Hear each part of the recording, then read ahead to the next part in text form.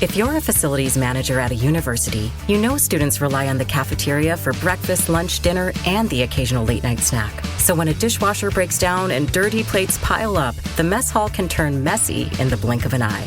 Enter Grainger. With over 1 million industrial-grade products and fast delivery, the product you need now is never far away. So you can turn that dishwasher back into a lean, clean washing machine. Call, click Grainger.com, or just stop by. Grainger, for the ones who get it done. Geico's motorcycle expertise means I'm covered by people who know bikes like I do. I'm happy as a clam. Disclaimer. No conclusive scientific research has shown clams can experience happiness. I just meant that I feel really good about my coverage. I mean, even if you took the clam out for the best day ever, visiting the zoo, taking a scenic ride, knowing you're insured by specialists, and sharing a strawberry ice cream cone together, the clam would not feel happy, and your strawberry cone would taste sort of clammy. Ew. Geico's motorcycle specialists who know bikes like you do assume no liability for clammy ice cream cones. Geico. Expertise for your motorcycle. Frontier Town, the saga of the Roaring West.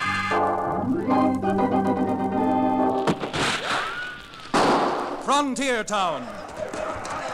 El Paso, Cheyenne, Calgary, Tombstone. Frontier Town.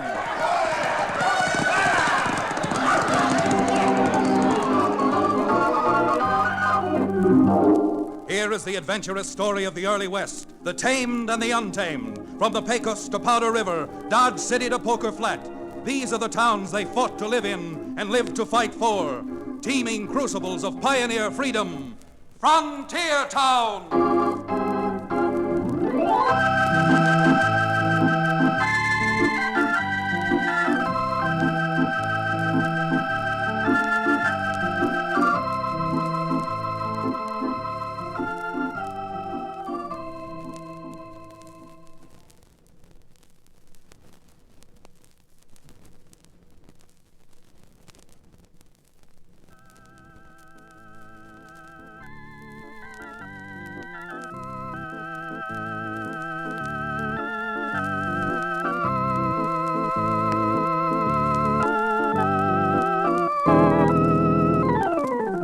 Howdy. If you happen to like excitement and trouble and heartaches, well, there's nothing like being a frontier town lawyer like me, Chad Remington. Yep, if it isn't one thing, it's the next, and much of the time, it's all three. Excitement and trouble and heartaches all together. A pretty good example of what I mean occurred, just about a few weeks ago. About the time I thought that for a while, at least, my life was going to be peaceable. I've got my law offices, such as they are, up over the Dos Rios livery stable, which is owned by Cherokee O'Bannon, now that he's turned over a new leaf and stopped peddling his genuine Cherokee Indian rattlesnake oil. And to all intents and purposes, he's settled down. Well, things were quiet. It was just before supper, and Cherokee had wandered upstairs to try to talk me into eating with him at a place notorious for its bad food, but famous for its bottled goods. Chad, you're a man of education. Haven't you ever heard about the Latin races, the French and the Italians? Why, certainly, Cherokee. Not only have I heard of them, but I guess I know about as many Frenchmen and Italians as the next man. Why? What's all that got to do with eating supper in a dive? Well, they're pretty fine people, the French and the Italians. They've learned that the worst thing that a man can do to his stomach is to eat food and wash it down with water. Fact of the matter is, you'll always find a bottle of something to... Oh, so that's it, huh? Well, I mean it. A little alcohol not only stimulates the digestive juices, but also relaxes a man. At the rate you've been going lately, I think there'd be nothing better for you Hold it, than... Cherokee. Wouldn't you say that those two men who have just tied off outside were coming up here? Where? Oh, yeah. In fact, they are coming up. Who are they? I've never seen them before. Blamed if I know, but if there's a fee involved, those two gentlemen are just about to engage the services of a lawyer. Come on in. You the lawyer who's got that shingle up outside? Chad Remington? Yes, sir. Well, my name's Kerr Remington, and this is a neighbor of mine, Vic Leach. Howdy. Mr. Kerr, Mr. Leach, shake hands with Cherokee O'Bannon. How do you do, Mr. Bannon? You busy, Remington? Got a few minutes to talk to us? Well, I got all night if that's what it takes. Oh, sit down, gentlemen. Yes, thank you. Now, Leach and I come over from Sundown Valley way. Oh, Sundown Valley, eh? Beautiful country over there. It was until them dad-blamed turnip farmers come in with their government homesteads. Oh, so? Ever since they moved in, taking over half of the water holes and streams, us honest ranchers having a tough time trying to make a living. They've obtained these homesteads with the water rights legally, haven't they? Legally, my neck. We were there first, and that water belongs to us. Our cattle's dying off like flies. What we gotta do is get them homesteaders out of there. That's why we come to see you. Why come to see me about a thing like that? What you gentlemen need isn't an attorney. Need a little common sense. Now, wait a minute. I'm afraid Cherokee's right. You see, even though I do practice law, I own a ranch, too. A ranch my father left me, where I was born. Well, what's that got to do with it? I don't know what that has to do with your particular problem, but I'm just mentioning it so that when I say what I'm going to say, you'll realize that I know what I'm talking about. Will you quit beating around the bush? All right. We've got a water shortage over here in Dos Rios, too, just like you have over in Sundown Valley. Except that we've learned enough to know that small folks who come in here aren't to blame. We're the ones at fault, the ranchers themselves. Are you out of your head or something? Far from it. Now, the whole trouble is that with the way the cattle market's been back east, all of us have been making money hand over fist. And as a result, we've overstocked our ranches to the point that there isn't enough grass or water to support that much stock. Oh, I suppose there's something wrong in a man making a little money? Not at all, unless it's at the expense of someone else, Mr. Kerr. But that isn't answering your original question. As an attorney, and this advice is completely free, I'm forced to warn you that if you try to take the law into your own hands and attempt to get the homesteaders out, you'll be needing an attorney, all right. An attorney to defend you in court. Yeah, if the Undertaker hasn't got you before that, starting a range war. Well, you're a fine lot of help you are. We heard you was a smart lawyer. Well, I'm sorry to have disillusioned you, but my brains don't run in that direction. Yes. Well, don't go sending me no bill for this kind of advice. And if you happen to show up in Sundown Valley, all I can say is you better change your tune. Come on, Leach. This was sure a waste of time. Now, there go the first two-legged polecats I've seen since the circus sideshow. Cherokee, I'll go to supper at that place you've been ranting about if, after we're through, you'll throw saddles on two of your horses and go for a ride. Go for a ride? Yeah, and be sure to take a nightshirt and a toothbrush along, Cherokee, because we're going over to Sundown Valley before Messrs. Leach and Kerr stir up enough trouble to blanket that whole place in gun smoke.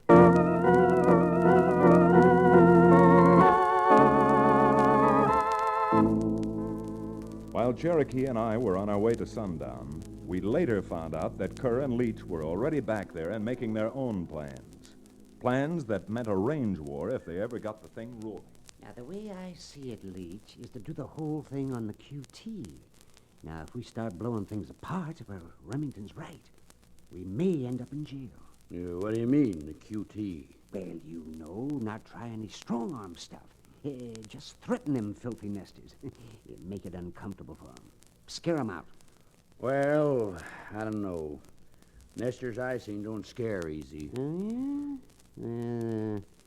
You know that woman lives down by the foot of White Oak Creek? What's her name?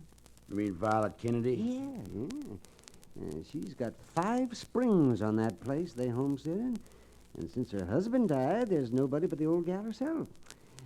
And that kid she's got. Yeah, how you going to run her out of there? I don't know if you ever knew it or not, but before I moved into Sundown, I was born and brought up in the garter snake country up in the Dakotas. Yeah? Yeah.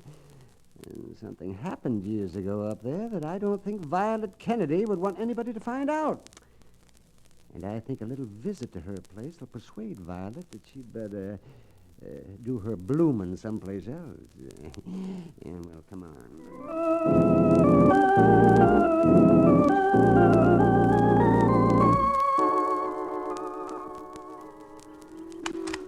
Now, doggone it, either get off my place or I'll blast y'all. You're making a mistake, Mrs. Kennedy. We'll see who's making a mistake. Now, are you going to get off of here? Oh, sure, yes, we'll get off, but we're coming back. Coming back in 24 hours. And if you're still here, Mrs. Kennedy, you'll be the first woman a garter snake ever choked to death. Yeah, come on, Leach. Them dirty, sniveling, backbiting vultures.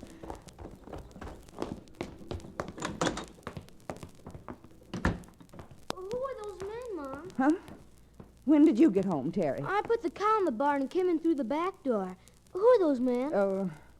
Why, they were just neighbors of ours, paying a little social visit, son. Gosh, that's strange. The ranchers around here fight shy of our places. We'd had smallpox or something. Terry, I've been thinking for a long time that now with your father dead, maybe you and me'd be better off if we moved out west someplace. Maybe California. Ma. This climate, it's too severe for a boy like you and an old lady like me. But, Ma, I don't want to go to California, any place else. I want to stay here. Well, my mind's made up. Since I always have believed in doing things when I've decided on them. Come on, Terry, we're packing up right now.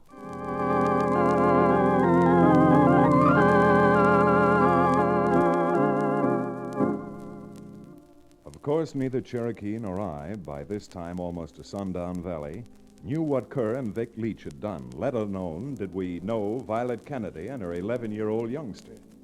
Nor as we jogged along across the trails which lead over the green rolling hills looking down into the valley below, did we suspect that we'd meet the Kennedys as soon as we did, and under such tragic circumstances.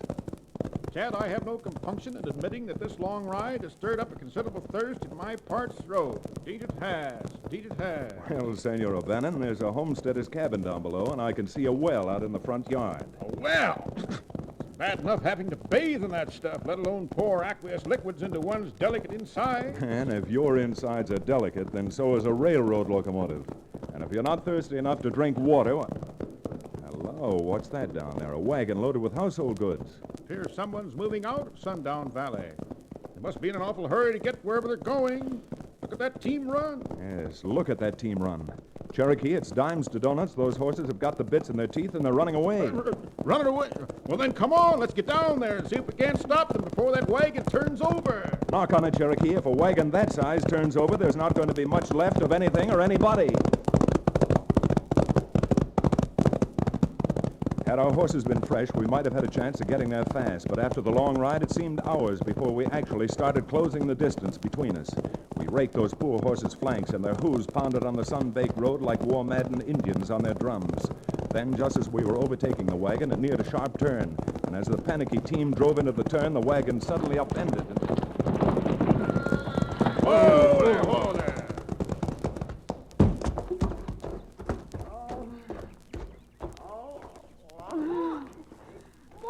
What happened? What? Where are you hurt? Excuse me, son. I'll look at your mother. She's hurt? She's hurt bad. She sure is, Chad. Leg's broken, just below the knee. Ma! Oh, son, you'd be a lot more help if you got hold of yourself and tried to answer a couple of questions. Yes, sir. Now, the best thing for your mother is to get her into a bed as fast as we can. Did you live any place around here? Not too far. About 6 miles back. Good. And we'll make a squaw drag and haul her back there till we can get some professional help. Oh, no. Can't go back. Can't. Now, you'd better stay quiet, ma'am, and save what strength you have left. Oh, no. Can't go back there. I'm sorry, ma'am, but we've no choice. Unless you're taken indoors and cared for, you might lose that leg. Ma! No! Come on, Cherokee. We'll see what we can salvage out of what furniture isn't smashed to kindling, and after that, we'll get this lady back into Sundown Valley, whether she wants to go or not. No, no, please. Please, please.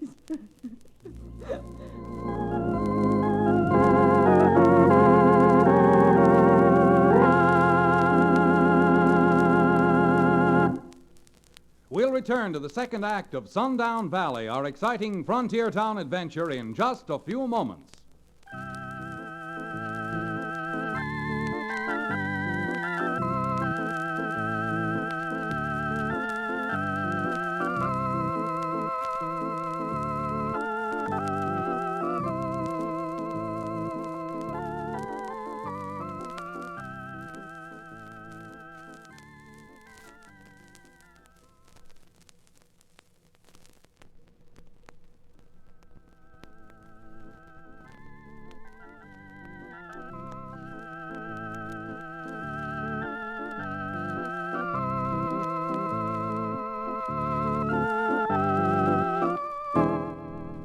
And now, Frontier Town.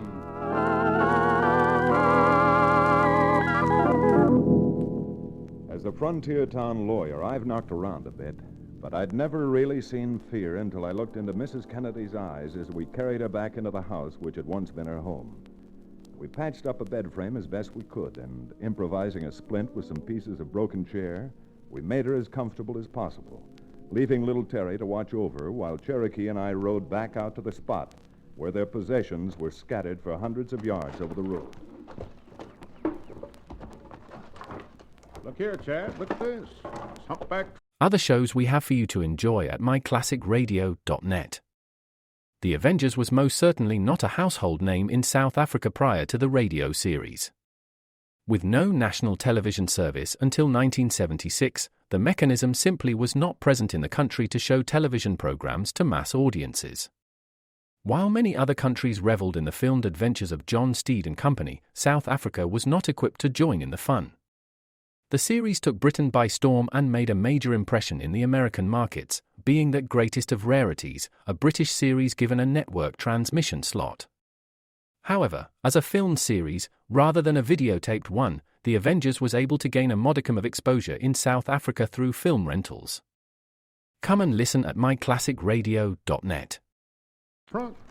Smashed to smithereens and clothes and papers scattered every which way. I wonder what anybody'd be saving an old newspaper for. Maybe it's got a picture of her in it. She was married. Yeah, there is a picture of her in it, all right. See, I told you.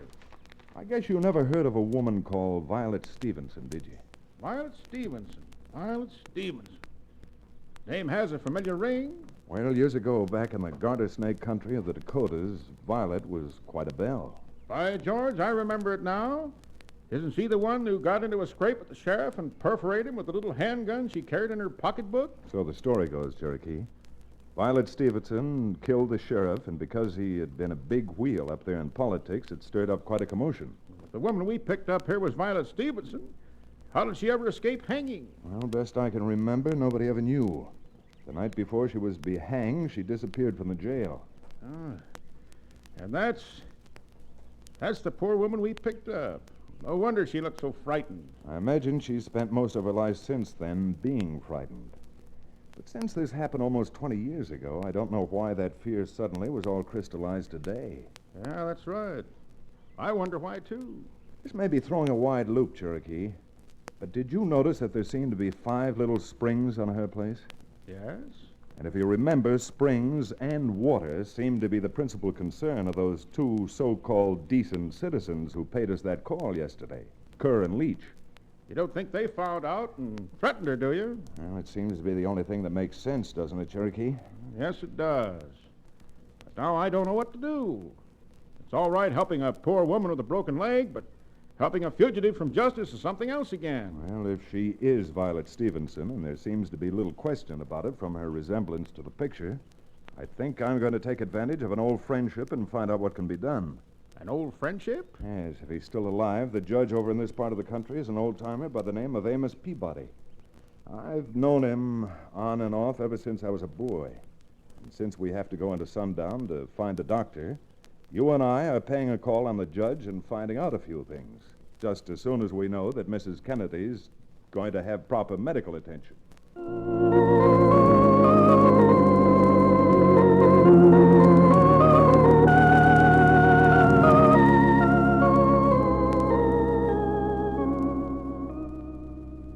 Well, the doctor knew of Mrs. Kennedy and wasted no time packing his bag and heading out there. We weren't with him long, but while we were, someone else had gone to the judge's office and paid a call on him. Yep, you guessed it, Kerr and Leach. Now, has that Kennedy woman got a right to stick a shotgun in my face and order me off her place, Judge? If her homestead claim has been properly filed and all her assessment work done, the property is hers and she has a perfect right. Well, I don't see no sense in the government giving land away to every Tom, Dick, and Harry. The government isn't giving its land away. The government is the people, and the land is theirs already. Now, look, let's not get into any complicated arguments. Now, Judge, if Leach and me made it worth your while, couldn't you issue some kind of an order that... Are you trying to bribe me? Well, now, nobody minds picking up a little easy money and Besides, that woman's got a past. Get out of my office, both of you. There's a sizable reward. I said get out. Come on, Kerr. There are other ways of handling this.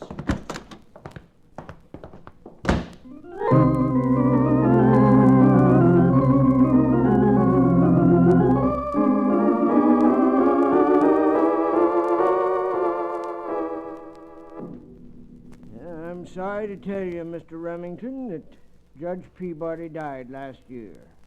They sent me down here to take his place. Is there anything I can do for you? Well, I'd known Judge Peabody all my life, and I wanted to get his opinion on a few questions. Well, since the law is the law, I don't see why this eminently respectable jurist couldn't give you the same opinion, Chad. Well, this is a hypothetical case, Judge.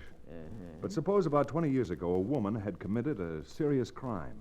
And since then, she has lived a decent life, married, and has a son. And then someone finds out about her. And threatens to expose her? Uh-huh. Yeah. And if she'd moved to a different part of the country from where the crime had been committed, well, what do you think the judge who has the jurisdiction in the place she's now living might do? Well, now, that might depend a good deal on the judge. If the man had slept badly the night before, it might go hard with her. Well, I'm afraid in asking a hypothetical question, I was entitled to no more than a hypothetical answer. But actually, Judge, there is such a woman living here in Sundown, and, well, if I can, I'm anxious to help her. Well, if I knew the woman and what the crime was and where it was committed... All right. The crime, as I heard it, was murder. She shot and killed a sheriff up in the Garter Snake country in the Dakotas. Do you mean to say that Violet Stevenson is living here in Sundown? Uh-oh. Now we are in for it. I haven't said who it is, Judge. But do you know Violet Stevenson? Know her? Well, I was the deputy sheriff who arrested her. And I've been looking for her ever since she got out of jail. I would have to go and open my big mouth. Now, wait a minute. We haven't said this woman was Violet Stevenson. Oh, no? Well, I've been carrying the original warrant that was issued for her arrest. And unless you two want to go to jail for contempt of court, you're taking me out to where she is. And after all these years, my search will be over.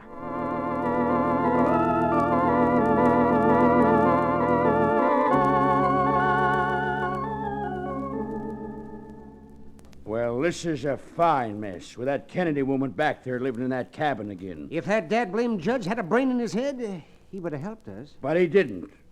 Now, after boasting about how we got rid of her, we made a couple of fools ourselves. Maybe we have. Maybe. Yes, I just remembered. That cabin she lives in is right at the foot of Devil's Slide. The kitchen window isn't 10 feet from the cliff. Yeah? Yeah. That's a dangerous place to build a cabin. I mean, there have been a lot of landslides down Devil's Slide. What if there should be a landslide again? That cabin would look like a busted matchbox.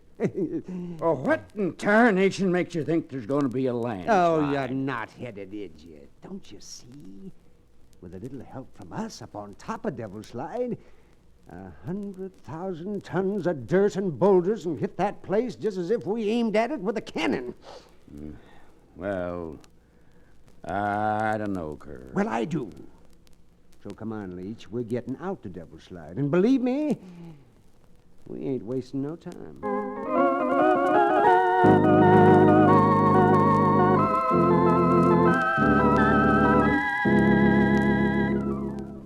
Well, as we rode back toward Kennedy's shabby little cabin, I spent a lot of time feeling sorry for myself for having opened my big mouth. But had I known the facts, I wouldn't have wasted any sympathy on me. But I would have felt sorry for Violet, caught as she was between the judge with his warrant and Leach and Kerr with their landslide. Ah, you're just wasting your breath trying to argue with me, Remington.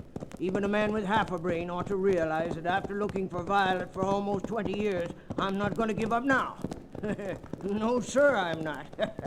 Well, I certainly don't see anything to laugh at in this. Well, you will.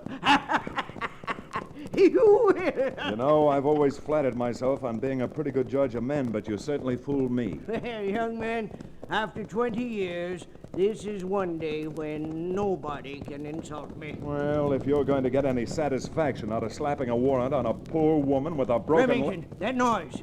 What is it? Billy Blue Blazes, Chad. Hear that rumbling? Sounds like a landslide. It is a landslide. Look, you can just see where it's starting up there about 4,000 feet up on the top of that cliff. Chad, the way it's starting, it's gonna hit that house. That's Mrs. Kennedy's cabin. That's Violet's cabin? Get up there, you. Of all the cold-blooded... What do you want to do, serve that warrant before she's killed? Never you mind about me. Just get that horse running. Come on now, get up.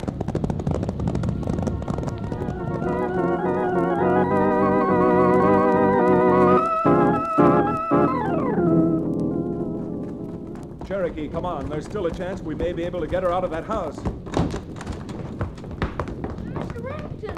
Mr. Remington, quick! Help me get Mom out of here. Get Terry out of here. Never mind me. I can't move. Violet, we're going to get you out of here if it's the last thing we do. Now, come on, boys. Lend me a hand before the lot of us are killed. All right, easy now. All right, up she goes. Terry, you open that door and then run for it. All right, Chad. Let's get her out of here now. Don't stop here. Come on. That landslide's almost on top of us. I'll hold her, Judge. Judge, who are you? Never mind, Violet. I've got you now, and I'm never going to let you...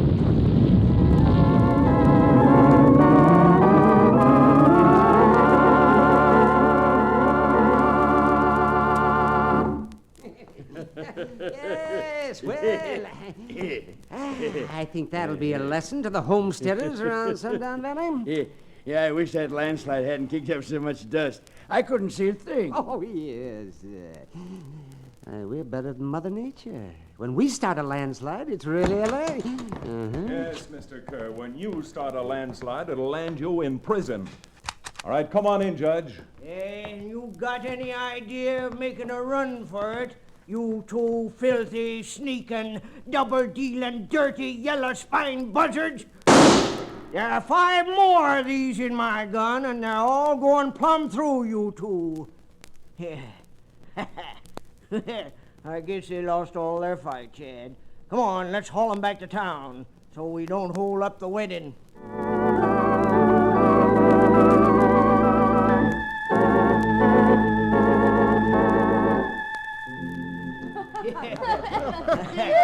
Yes, sir. Violet, they pardoned you almost a day after I let you out of jail. Found out what really happened. What really did happen, Judge? Well, that confounded sheriff was jealous that Violet was soft on me. Got himself liquored up and tried to talk her into running away with him. Shot himself with his own gun in the brawl. Oh, there you see, Cherokee, what happens to a man if he insists on drinking. I don't know about Mr. O'Banner. Well, it's a good lesson to me, am I? Yes, Terry. But I'm so happy right now that Jesse's found me again. I think I'll let you have a mouthful of champagne at the wedding. Did you hear that, Chad? Champagne, the old bubbly. Well, what's that to you? You can't drink the stuff at the wedding. It would ruin everything. My drinking champagne would ruin the wedding? Certainly.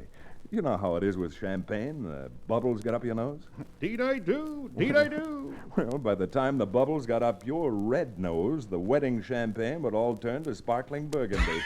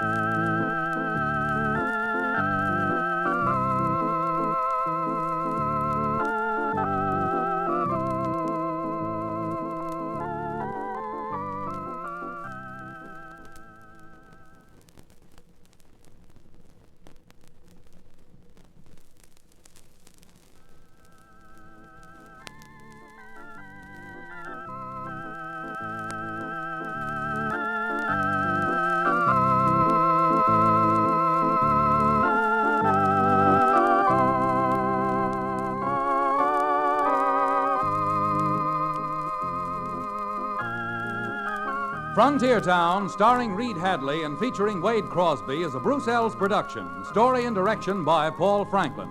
music written and played by Ivan Ditmars. Be sure to be with us again same time next week for another fine action-adventure story with your favorite young Western star, Reed Hadley. And now this is Bill Foreman telling you that Frontier Town comes to you from Hollywood.